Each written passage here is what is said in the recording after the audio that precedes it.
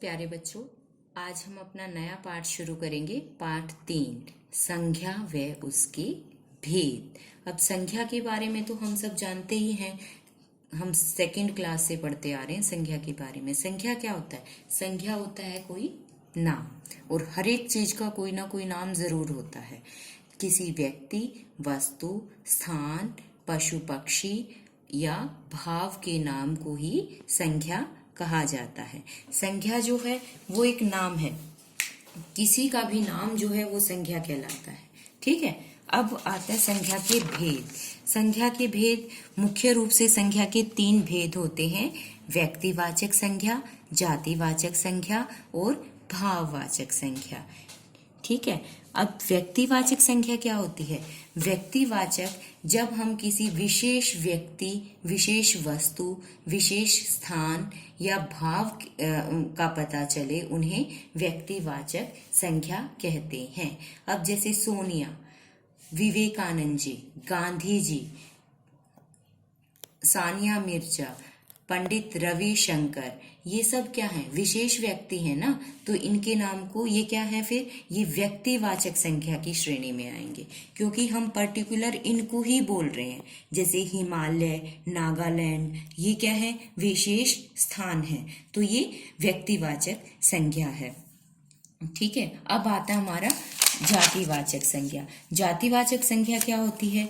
जिन शब्दों से किसी व्यक्ति, वस्तु, स्थान, प्राणी आदि की जाति का पता चले, यानी पूरी जाति का बोध होए, उन्हें जातिवाचक संख्या कहते हैं। जैसे एक देखिए, पहाड़।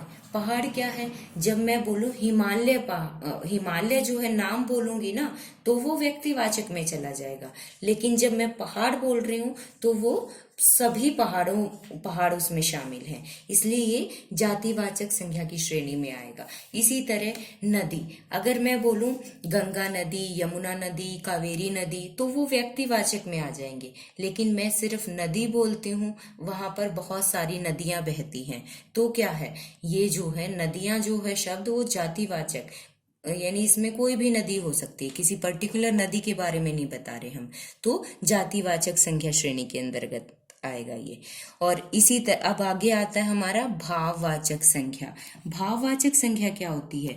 जिन शब्दों से किसी व्यक्ति या वस्तु के गुण, स्वभाव, दशा और भाव के बारे में पता चले। जब, क्योंकि हर एक वस्तु में कुछ ना कुछ क्वालिटी, कुछ ना कुछ गुण जरूर होता है, और हर एक का स्वभाव भी, टेस्ट भी अलग ही होता है। इसलिए जिन शब्दों से हमें किसी वस्तु के गुण, स्वभाव, दशा और भाव के बारे में पता चले, तो उसे हम भाववाचक संज्ञा कहते हैं।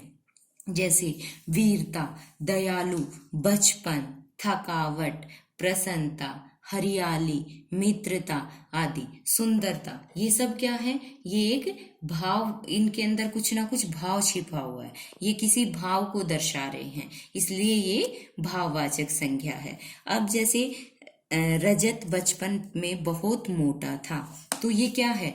यहाँ बचपन शब्द जो आया ना, वो आपको भाववाचक संज्ञा का प्रतीक है। इस तरह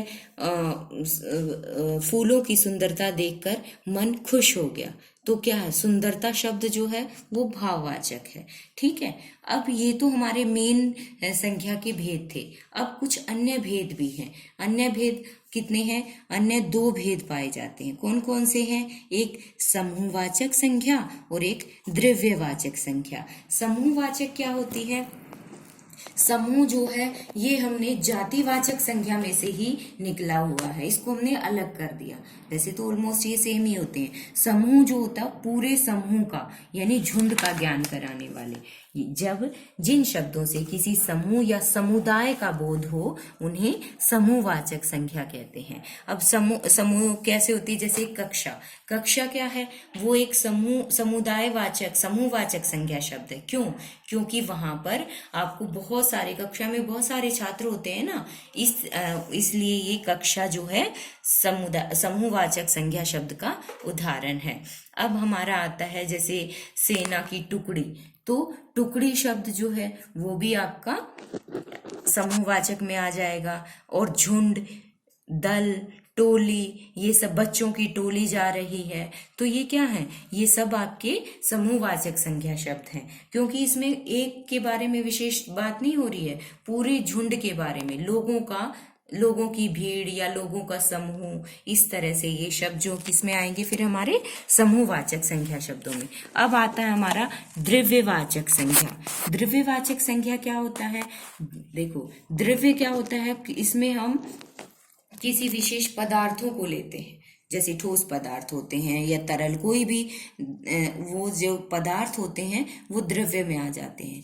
यानी जिन संख्या शब्दों से किसी द्रव्य या धातु आदि का बोध होता है उन्हें द्रव्यवाचक संख्या शब्द कहते हैं। जैसे सोना, चांदी, हीरा, लोहा, घी, तेल, पानी आदि, ये सब किस में आएंगे, द्रव्यवाचक। यानी कोई चीज लिक्विड होती है और ठोस होती है ना जो, वो सब हमारी द्रव्यवाचक संज्ञा शब्दों में आ जाते हैं।